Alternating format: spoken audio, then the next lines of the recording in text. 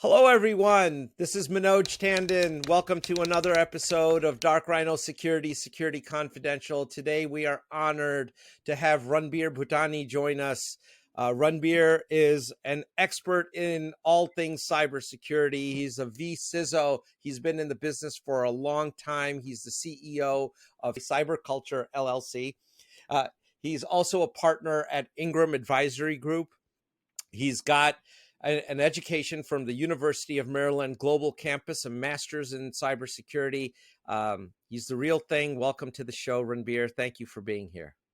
Thank you, Manoj, for the introduction. I really appreciate it. Hey, so, there's a couple things we want to start with. Tell us about Ingram Partners and CyberCulture. What are these two organizations? Like, what's the mission here? Yeah, no, definitely. Ingram Advisory Group just joined their partnership recently, and it pretty much their focus is more advisory level from a cybersecurity and strategic standpoint, helping organizations of any size, as far as working with their C-level or board of directors and trying to solve a problem as far as securing their data. Not technically virtual CISO, but more advisory than anything else. So definitely a great company. Especially working with the CEO and just the synergies. We're really doing big things. I can't say too much about it, but I just leave it at that. You definitely may see some posts on LinkedIn in the near future. So that's Ingram Advisory Group, and that's the company I definitely joined. Also, startup.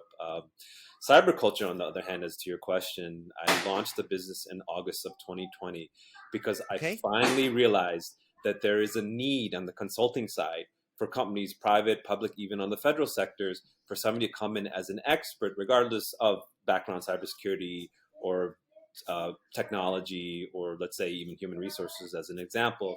But point was, there was a need for somebody to come in and help solve a problem, see the bigger picture, because truth be told is going into any organization, and some of them have some form of cybersecurity program in place, or if none at all, let's say if they're small or medium sized, even the larger organizations sometimes may need some guidance for somebody to come in and just see the bigger picture from understanding their business and how to secure their data from a very strategic level. So naturally proving that cybersecurity is a sound return on investment in the case if they were experience a ransomware, and it's a $5 million ransomware, which happened a few years ago, as you're aware. And naturally, yes, they had a whole security team, and naturally, sometimes you need a third party coming in to give you that guidance and that advice to help you as far as solving a problem and securing your data. So let me ask you at a personal level, why not take a cushy job in the corporate world as a CISO rather than deal with all the vagaries of the vCISO world? Well, that's a great question. Why not? Right? So naturally, if you think about it, CISOs are already a rock in a hard place. Let's say their maximum time spent in any organization, 2 years, 3 years, pushing it. I've done everything that I possibly could, and helping the organization from developing a program, compliance, to developing an operations center, using third party. But naturally, sort of, there's a lifespan, because at the end of the day, you can only do so much for the company. And CISOs are still a rock in a hard place. I don't want to hear it, because people tell me, no, they're on the board. No, they report to CTO, CIO, COO. Right. Those roles have specific specialization on what they do. Chief Operating Officer, their focus is operations. They're not going to know cyber. Chief Technical Officer, maybe the technologies, the cybersecurity technologies, they're not going to know cyber or understand it. Cybersecurity ultimately has become its own entity and always has been. It just, unfortunately, has always been wrapped under IT. So naturally, the CISO is like, well, I'm sort of the mediocre, the middleman. It's like, I don't know if you ever see those little memes on LinkedIn where you see the board, the big boys table, or the big gals table, and then you see the little kids table. So the CISO's right there, right? So it's just like, okay, well, why am I still here, right? Why am I not a chief cybersecurity executive officer? But why has that developed that way? What's your opinion on it? It's interesting. So going back to my 20 plus years, or going back in time where antivirus was good enough, right? Like, hey, you're secure. Oh, even today, we're going to do a little Mythbusters thing here in a second, but let's please. Well, jokes aside, yeah. CISOs are finally starting to get that respect, but hence the going the virtual CISO route, and this circles back to your question, to where they can come in and really understand the organization and really solve a problem even for a limited time. Like, let's say they spend 10 to 15 hours a month with the company. Within a year, I think they can get them up to speed. So yes, so from a virtual CISO standpoint, naturally it makes sense to come in and guide them, because as an outsider coming in and not being part of corporate America, for example, back to your question, kind of being all over the place, but in the sense that corporate America gives you very limitations as a CISO. Because let's say, like, you go back to the board and you're like, okay, well, we have all these vulnerabilities we need to address, but the C-level executives, they don't understand that language. Like, it's very technical for them, right? And CISOs, Right. a lot of times CISOs are very technical, but the technical jargon stays with the technical team. And the way I see it, especially coming in a virtual CISO, I keep it very strategic, very high level, showing them the dollars and cents with few data points. And that's, not selling, but sharing that that's one of my deliverables, because now it tells them a story saying, okay, well, how much money would have cost us if we were to be breached, right? No, do you have a methodology that you use for that, Ranbir? Oh yeah, it's very easy actually. It's actually a CISSP question, single loss expectancy, right? You take the value of your asset, your digital assets, physical assets, time it by, let's say, 25%. Let's say that as a loss, and then you can actually calculate, risk in terms of numbers, and it makes it very easy. And it's naturally, you don't need all the finances of an organization, but at least understanding the cost value of all their assets, their digital assets, what they pay for IT, mostly IT related services. So naturally, like, as being a very high level deliverable on a pretty bar graph, for example, it just shows them the bigger picture. And that's very strategic. And now to them, that makes sense, rather than throwing them a vulnerability report that has they're not going to understand 100 different findings. C-level CEO is going to be like, I don't know, what is this? Does this make us money? No. and that, so let's do a little myth busting here. All right. So first myth. I buy the latest and greatest product stack, and I have 100% cybersecurity. Your thoughts on that? Not true. You can never have 100% cybersecurity.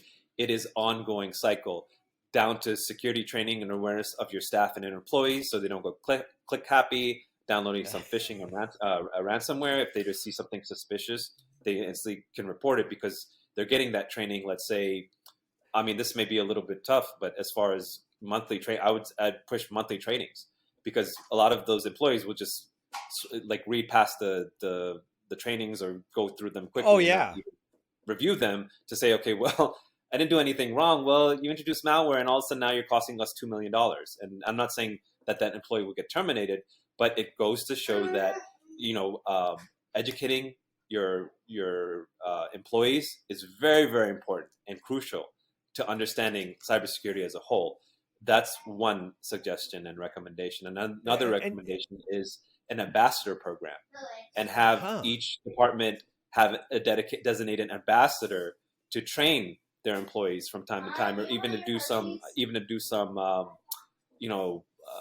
some games with them, or some type of incentives, just giving ideas. So no, that's great. In fact, it gets to the part is CyberCulture LLC the name of your firm? Are you trying to say something? Are you trying to establish a culture of cybersecurity in the organization? Yes, it's interesting you bring it up. Hence the name of the business and the day that I thought of it, because I'm like, well, what am I trying to do here? I want to change. I am changing the culture of cybersecurity forever. I know I'm doing it, as some of the clients that I'm working with, so they understand that now it's even bigger than anything else out there. I mean, there's over 700,000 cyber jobs. Oh yeah, that are out there and this is in the U.S. More than that, I think there's a ton of roles this open. Deloitte posted an article not long ago. Those numbers kind of are skewed because it's a lot bigger than that. But again, everybody's getting the idea, right? That our field is growing. So here's the catch, though, right? I don't think a lot of organizations are getting, even in the product line, especially from a cybersecurity standpoint, right? Naturally, what's to say if you bring a virtual CISO plus, let's say, collaboration with somebody from the product line selling, the cybersecurity product from the sales side, and sort of it becomes a 2-for-1. because not only do you have an expert with you, but also they're not going off script, because naturally is, let's say trying to sell a client a product per se, right? But again, it goes down to where you start at the top, you understand the organization, it becomes very strategic, and then you solve a problem by introducing some of the technologies that they're lacking or needing. And that's, again, it's a no-brainer, right, to bring guys like us or gals like us, if that makes sense. Yeah, and you know what? You mentioned the everyday employee in the company. They are the largest cybersecurity asset, right? And you had some good ideas there. Do monthly training, get an ambassador in place. What about there's companies that have adopted penalizing measures as part of their policies. That should employees be penalized, or are we better off with a different approach to this? That's a very interesting question, because that word just sounds like, okay, well, now you're in trouble. Yeah, Well, there was one company that we go unmentioned, that if you failed your phishing attempts 3 times, you got fired. And I don't know. That no, seems. You know what? I won't report it. I don't agree. I'll just not tell I you. don't agree with terminating employees because they failed an exam. Not everybody's great at exams, because people get really nervous or anxious taking exams or Right. tests. I totally get it, right? Everybody's feeling and experience is different.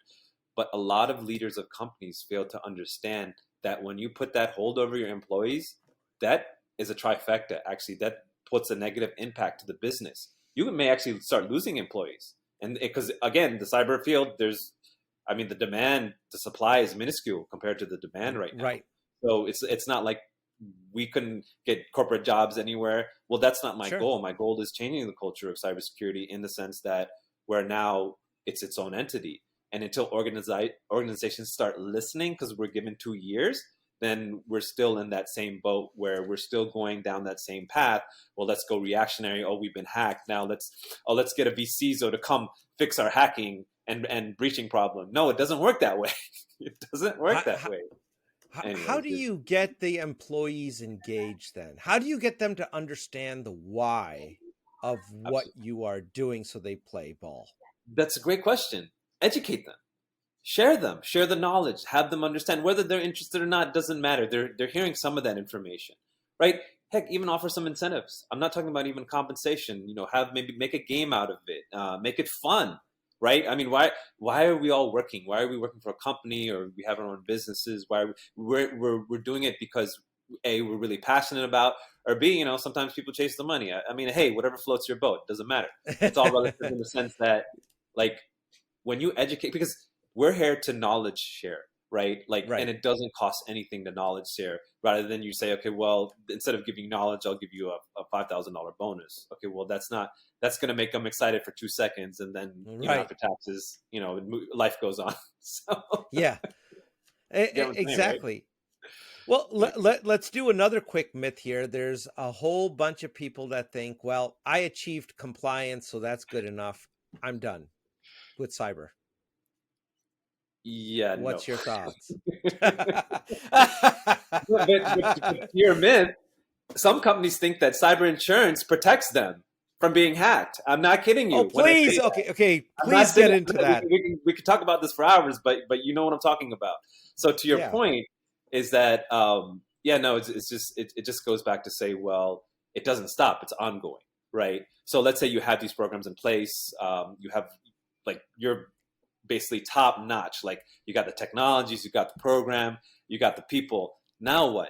Well, it's going to be ongoing. The hackers, just like we're in business on, protecting organizations and helping them understand, they're in business. They have their tools. Heck, they're probably using our tool, open source. A lot of it's open source, with a huge price tags, it's invented by the really smart folks with PhDs and, coding, encryption, I go on and on. But point is that it goes back to say, okay, well, technology is one thing, it breaks, but also how to get through to employees so they understand that, this is ongoing. And when you throw some games, some incentive, and cybersecurity is actually really fun. It's not code, and it's not like you need to use a super secret password. That's a very, very small part of it, right? And it can be, if you bring the end users into it and you actually show them how they get hacked. that can be, there's an entertainment value to that. There is, Because the and people won't realize how innocent everyday tasks can mess you up.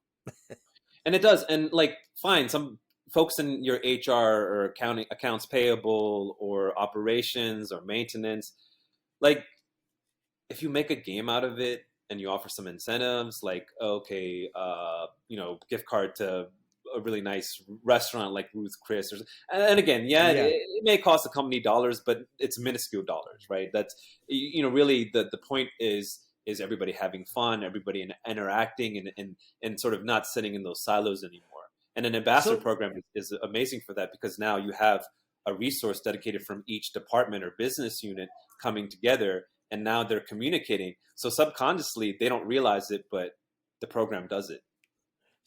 So as a vCISO, why do you think companies are so reactionary to the business problem of cybersecurity? It seems It's because all of a sudden we owe X amount of dollars or millions, depending on the ransomware is, and 9 times out of 10, I'll say, here, don't pay it. They already have your code, they already have your data. It's being sold on the dark web. Let's face the facts. But now, what can we do to prevent that from happening in the future? Right. That's one aspect of it, and the other aspect is that you sort of say, okay, well, cybersecurity is quite important, and the protection of your data has value added to it as well. So you go back and you say, okay, well, we got to ensure that coming in as a virtual CISO, you provide that guidance, you provide that support. If that makes sense, right?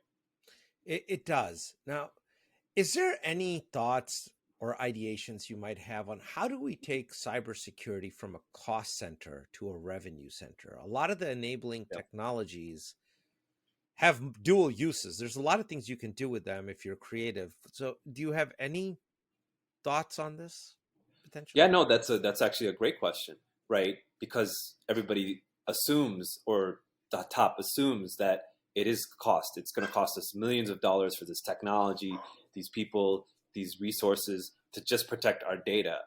That's one aspect of it. But nobody's thinking the future, right? So if in the case they were to get hacked, and they go into that reactionary mode, and then they have to spend all these dollars, because not only it's the cost of whatever the ransomware or phishing, but also they're in the media, so they can lose customer base. So that can be 10, 15, 20% of their customer base. They're like, okay, their shareholders, it's a publicly traded company, that's a big deal, right? Because shareholders will start, like, especially I'm talking about the big dollar value shareholders. I mean, that, oh yeah, that's I think percentage of business, right?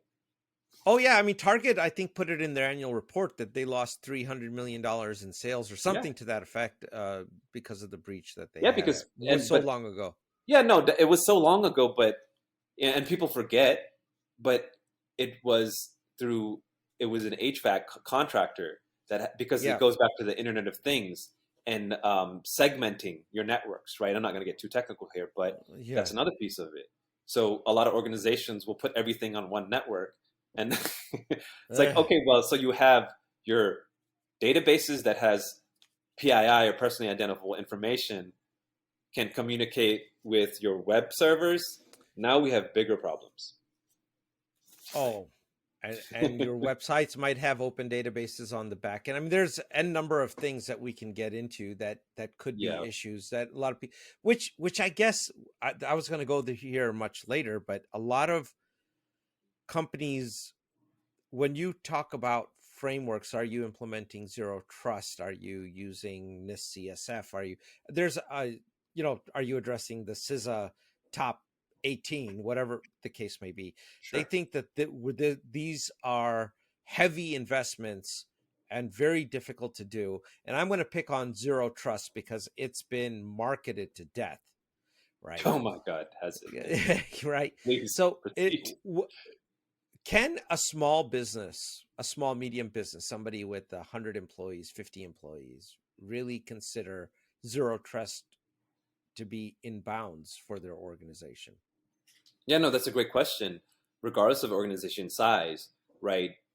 Zero trust, I would share with you, is, to me at least, in my understanding, it's a concept, right? It's a concept of using certain technologies to segregate users accessing your applications, whether it's SaaS, on-premises based applications, perhaps a hybrid of a mix of the two, where resources from different inner departments can only have access to the tools that they need to do their job, right? That's the truth. That's my understanding of zero trust. That's what it is, and it's least privileged access in many different ways. If you follow that concept through your entire asset base, you will have established to. You'll never get 100%, but you'll get pretty good. You'll have a good, solid foundation. Well, yeah, no, and the great question lies is active, your list of users, groups, departments, and how it was originally developed to your organization. Now, if it was developed spaghetti, how I've seen in many organizations, then you have bigger problems because you have a maintenance resource has access to network tools. Why are they part of that in the networking group? That makes absolutely no sense. So who's auditing? Who's keeping track? So zero trust really goes back to an auditing component. It's more of a compliancy than anything else. So there are organizations that are really locked down as far as groups having like different departments and down to the user level having access to only what they need based on their job title and responsibility. So there's your zero trust right there. But then now it goes to your cloud-based applications and limiting that. And again, it's just giving them the read write. I mean, it's a privilege. It's the least privileged access. Like if it goes down to need to know. Well, why does accounts payable need to know what's going on in the security group or IT group? Because they can. Doesn't make any sense, right? Yeah, it doesn't. It doesn't. Unless they have an ulterior motive to all of a sudden gain that access because nobody's watching and there was, nobody auditing, and all of a sudden that person perhaps may be collaborating with a hacker or organized cyber criminal or cyber espionage, disgruntled employee. Now, I mean, that's going down a very in-depth path, but this is just I was going to ask, like, how big do you think that insider threat is? Let me rephrase that: the malicious insider threat versus the guy that just clicked on a link. Well, yeah, I'm going to go here on a limb, right? So regardless of what company and coming from the corporate world, unfortunately, it's sort of stuck in limbo and it's very dated as far as how things are trickled down from the management structure. Sure. So that's one point of it. And the other case is sort of where, the limitations are, right? As far as, where, regardless of where you go, corporate world, or you have your own business. So really it's sort of kind of all over the place right now is the way I feel, right? So when we get into getting back to zero trust here real quick, if inside your environment you've established a good program foundationally based on it, then you are in the mode of acquiring companies. You don't know what those acquisitions have or don't have. What's your guidance to companies that are going through those processes of how to assimilate those bought entities into your infrastructure and not get totally wiped out? Well, it's really a great question because one of my clients, right, I'm not saying the name, but just as a general rule of thumb. So as far as a risk review for mergers and acquisitions, since private equity firm owns them, they do typically, as their virtual CISO, I do a security risk review, covers their encryption, their SaaS, and it does a very, very high level based on color coding, right? Whether it's low, medium, high findings. Like if they don't have MFA implemented, right, that would be a red, for example, and little pretty graphs. There's no tool, there's no secret to it. I know depending on what works best for you as a virtual CISO, but that gives them the 10,000 foot view of what's going on in their organization prior to, let's say, buying a company. Like, let's say if they're really in the red and their confidence level is really low because they don't have IDS, IPS, or they don't have antivirus, endpoint protection, their assets are on Windows, some of them are on Windows XP. You still have a Windows XP box and you're using Windows Home. So, these things sort of pull like a little bit of a red flag. And again, not getting too technical and keeping it very, very strategic. Naturally, when you go to the seller and show them this, then that gives them an idea of if they want to move forward with the company or they just need to have, these are costs that are going to be associated when they go into the business as far as being in the green zone. Or even perhaps sometimes yellow is okay, but you definitely want to be in the green zone, right? Yeah. Well, so let's get into as far as green zone goes, and cloud infrastructure. So that's another favorite part, and it's again in the zero trust umbrella. So there's this notion that if they're on Amazon or Microsoft Azure, or as the case may be, that they're inherently secure. Go ahead. I'll let you I'll be comment. light on this one, right? So no cloud infrastructure, regardless of the name, is secure unless the organization secures it themselves, because it's not, they don't sell it to you prepackaged or something that let's say you pay for, let's say you hire support of their services, for example. Naturally, it's onus on you to lock down those environments, right? From wherever your databases sit to wherever your web servers sit, not getting too technical and keeping it light. Got to validate that. Got to make sure that you have segregation within your networks. You don't have sensitive. So you're telling me Amazon won't do all that for me? Like when I get an S3 bucket up there, it's not totally. Nope. It is as bare can be with your OS that you love or want to play with, supporting the applications that you're trying to, based on the business that you're running, yada yada yada. Yeah. So let's step back. When you go into a company and you're brought in to help them with cyber and provide them guidance, sure. What are your ABCs? What are your process steps that you walk them through on how the program should be properly built? That is a great question. First things first, I really want to understand their business as if I'm the owner, or as I'm stepping in the owner's shoes, as far as what their focus is, what they do, because naturally that gives me a sense of, okay, this is what they do, this is why they're in business, whether it's product or services, it doesn't matter, and understanding their data. So naturally, now I got to stop you just for a second there, because I think this is a place where a lot of cybersecurity professionals, they have trouble with. A lot of them, they believe that their job is technical, and it's not necessarily to. Why do I care how you sell your widgets, and how that works? So please, I think you're on the right track, and I agree with you. I just want for our audience to hear it from somebody else here. Yeah, no, but regardless of in our cyber world, in our technical world, because Manoj, you and I can go as technical can be in this conversation, but that's not the focus. It's not going to help anybody. Right? It's not going to help anybody, because what if you're talking to someone that has no idea of the technical jargon, or to them they even care about IT? And that's a lot of C-level executives and board of directors for you. They're in the roles that they are because they're good at what they do, or questionable. But point is that you go back, and as cyber professionals, we need to start thinking strategic. Like, how do we come in and solve a problem? Like, if you want to be a virtual CISO, you want to start your own business, then you got to be very, very strategic, because now you're talking to these high-level folks. You say vulnerability and you say CVE, you'll never hear from them again. That's true. Yeah.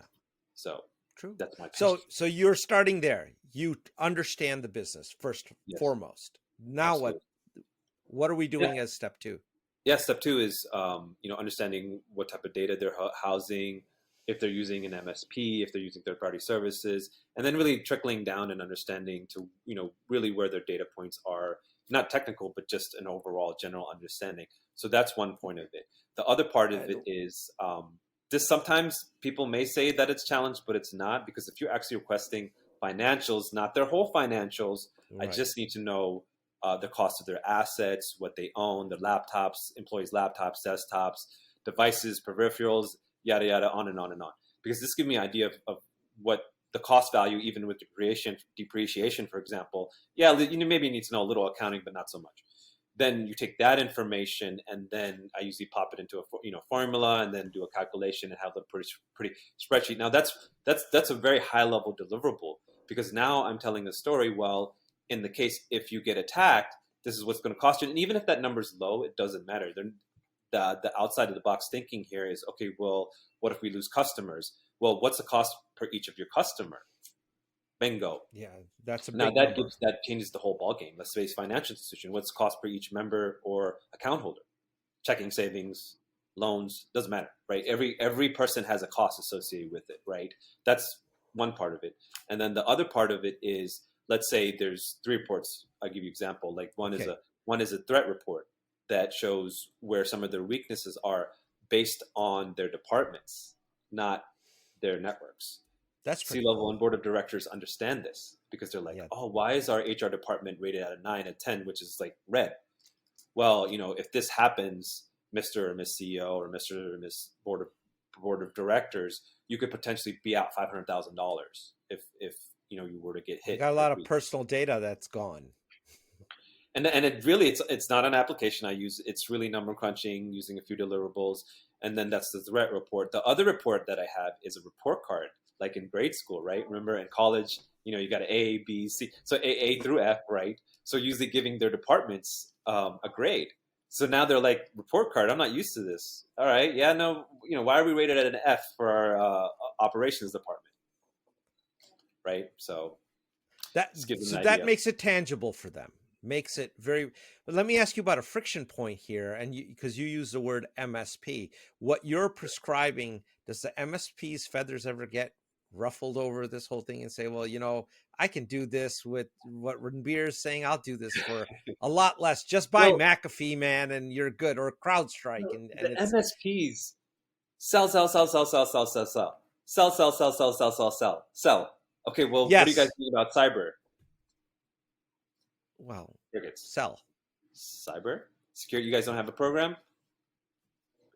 Crickets. Your department doesn't have a program to protect your own data. Now we have problems, and this is a lot more MSPs than you think about it. And it's beautiful for us a virtual CISO to partner with an MSP because they can come in and fix a lot of the problems they have internally, and not only internally and externally. Because now they can understand the client, get to know the client, and see exactly what technologies will help them. And it doesn't matter vendor XYZ, because everybody's trying to get into cybersecurity these days. It's fine. Totally get it. Yeah. So that's good. That there's a way forward, and you have that figured out. And I think that's some good advice. Now, when you're getting back to your process, how do you build the budget? Like, oftentimes we see a sticker shock. People are like, well, you're asking me to spend what? And they're thinking, I spending $10 per user per month and I'm done, that kind of a thing. Yeah, kid you not. Well, are you referring to more of like what virtual CISOs the cybersecurity budget? Like, so when you're instantiating a program, you've gone to the board, given them the reports, you've put the numbers in front of them. How are you building the budget and saying, look, you guys really need to spend X, whatever that may be? I don't know if that's a percentage. Well, no, that's a great question. And from a strategic standpoint, I would take that information. Of course, they have a budget, but this is going to cost them this much for these technology services, whatever, blah, blah, blah, blah, blah. So that's one point of it. But the beauty of what we do is we prove that return on security investment. So let's say you don't implement all these things and you get hacked. Well, even if it's costing you $1 million, but yet the total cost for all these services were $300,000, including, let's say, my services, just giving you a hypothetical number. Well, I just saved you $700,000 there. Not adding, let's say, loss of customers, being in media, if they get in media, right? If small business, typically not so much, but if that makes sense. But if I play devil's advocate, I'd say, Ranbir, my insurance company is the one that's out $1 million, not me. So why do I give a shit? Oops, well, yeah, no, that. And you know what? That's a fair response. That tells me that C-level executive or board of directors, they don't care about the security of their data. I mean, yeah. At that point, there's not much you can do. No, it's just not. But when they get breached, they'll call you. They'll be like, "No, call you." So we got breached. Do you mind coming in and unbreaching us? I can't unbreach you, but I can help you, apply preventive measures, and now you're going to spend more money than what you would have originally spent. Well, typically they're going to get a visit from a cybersecurity company that does forensics that costs thousands of dollars an hour, and their thousands. No, you're talking about like tens and thousands. Forensic companies are not cheap. I don't know what Mandiant charges anymore, but it ain't cheap. 3 years ago, one time assessment and no comment here, but $100,000 wasn't worth $100,000. Just let. Yeah. Well, so you're going to pay that, and then you're going to either get dropped from your insurance or your premiums are going to go through the roof, and you won't be able to say, well, I don't care. My insurance company is going to pay the $1 million. You want to hear? You want to And hear something crazy? And I'm about to say, you want to hear something crazy? oh So yeah, with one of my please. clients, with one of my clients, cyber insurance companies, you know what they're doing now? They're actually What? starting to validate, right? So this one client of theirs, right? If they don't get MFA implemented on all their laptops by a certain time frame, they're not renewing them. This is happening. It's like cyber insurance companies are now wanting validation. Before it was like checkbox, checkbox. Hey, you know what? We're going to make the commission. Yada. It's all a business. It's all number. Insurance. Yeah, it's Just like car insurance, the Department of Motor Vehicles or Motor Vehicle Administration won't let you won't let you drive your car without insurance, right? So it's like it's sort of forced, right? Cyber insurance, not so much. Companies still think that protects them, which boggles my mind. And you probably have heard some of those conversations, and just you're like, I don't know, I can't believe what I just heard. So, anyways, yeah. Well, there's a lot, which gets into the topic of mitigation versus outsourcing of risk. Where is the point of diminishing returns? How does a company come to and say, look, we're never going to be 100% secure. There will always be some risk. At what point do you have a report or a chart on this one, I guess, that says, you know what, if we get here, some risk we just have to accept, and we're going to try and address it.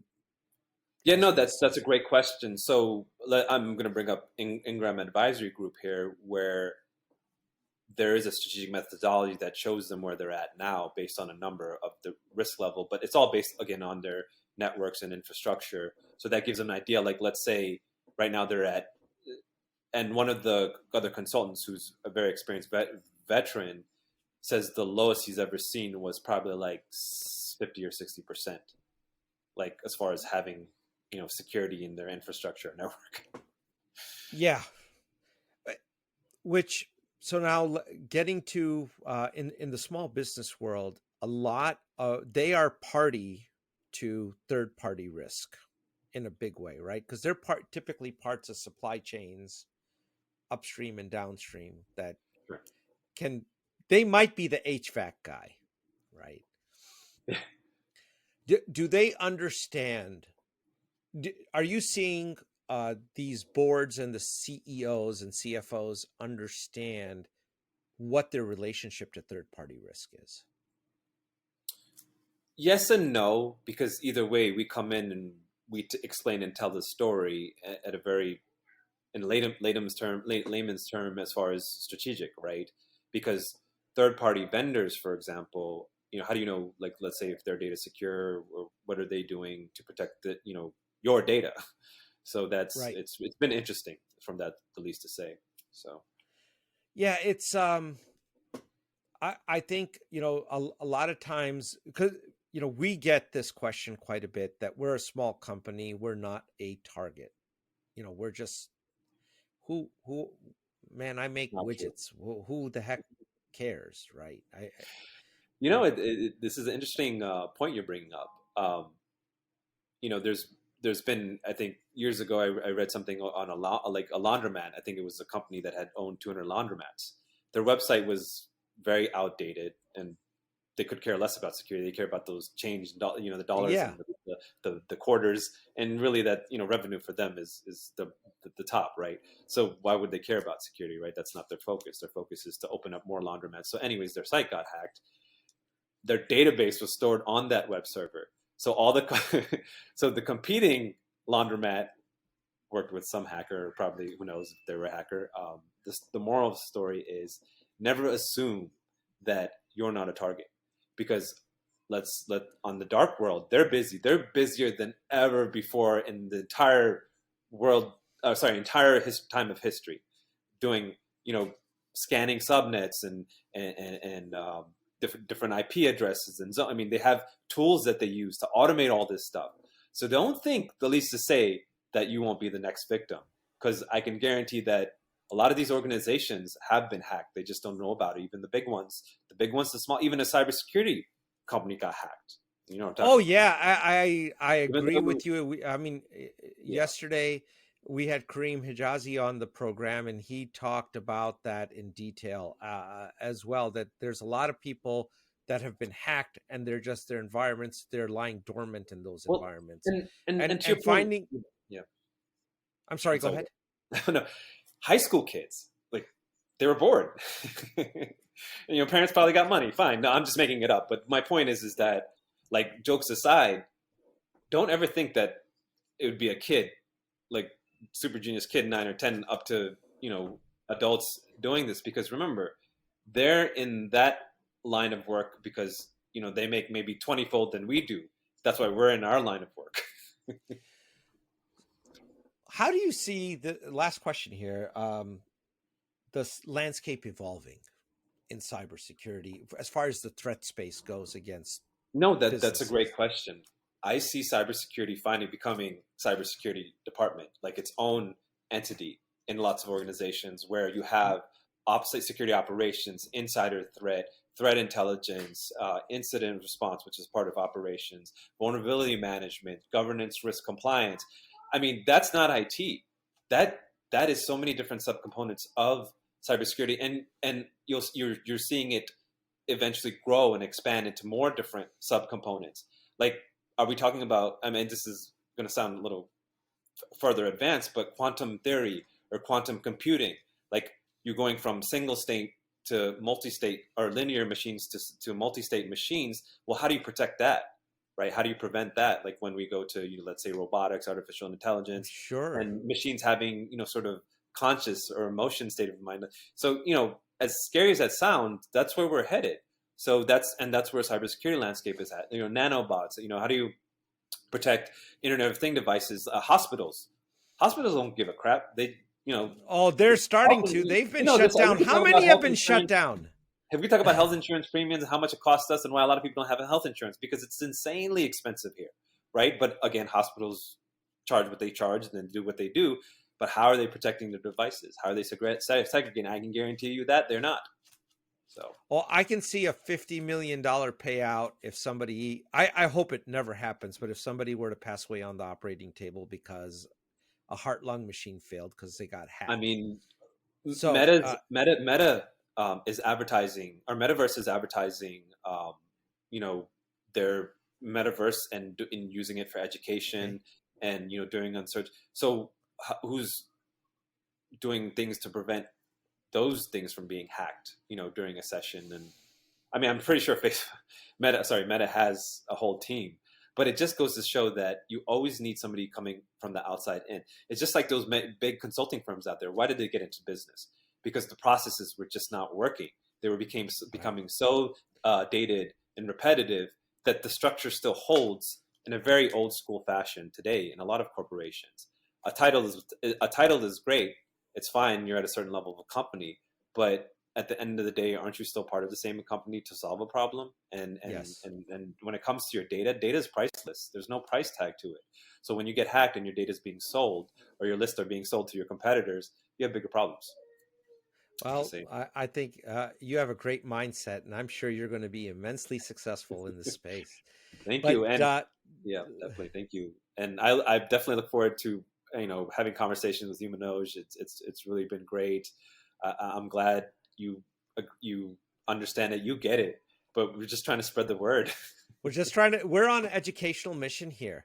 And, also give you a chance to, have some economic benefits. So if you have anything you'd like to plug here in the last couple minutes, any appearances you're doing, any shows you're on, any No, talks, you whatever know, you'd like, the floor is yours, I whatever you'd no, like. it's interesting. I started this company, just like out of thin air, right? No, but anyways, just going into it and just not knowing where it would end up, and here I am today. Where you reached out to me and I just having a genuine, authentic conversation. I just feel that cybersecurity is it's not a solo thing anymore. Like we got to work together. A leader's got to collaborate. Like there, I get it. You're a CISO and yeah, you're up there and sort of you like that needs to, the sort of ego part needs to just go out the window. I don't agree with it anymore. I think everybody has to work together. I think we're all here after a mission. We're here to create. We're here to co-create and work together and build something even bigger.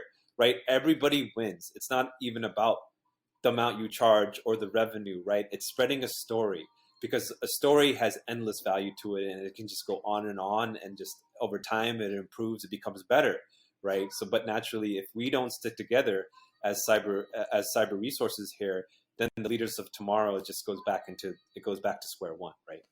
Well, that's a very spiritual outlook, but that's a great way to end this conversation. Thank you. People will always remember the first part and the last part. So I hope, Absolutely. that I hope they remember that. That's a very nice outlook. Thank you for that, Ranbir. Absolutely. Manoj, in maybe less than a year, we may be on stages presenting to thousands of people. Be That's my more vision. than happy to. And you know what? Don't be a stranger here. If you have some new things that you'd like to let everybody know about, feel free to reach out to us. Even if we do like a 10-minute short, we'd love to have you back.